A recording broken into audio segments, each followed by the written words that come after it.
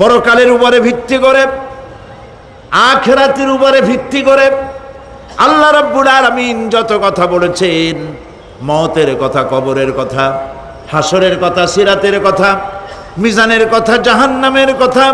জান্নাতের কথা, বিচারের কথা, পরকাল কেন্দ্রিক যত কথা আল্লাহ পাক কোরআন শরীফে বলেছেন, সব কথাগুলি যদি এক জায়গায় করা যায় গোটা কোরআন শরীফের 10 পারার সমান হয়ে যাবে।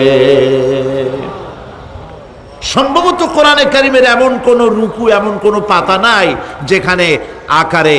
ইঙ্গিতে পরকালের জবাবদিহিতা সম্পর্কে একেবারে কিছু বলা হয়নি।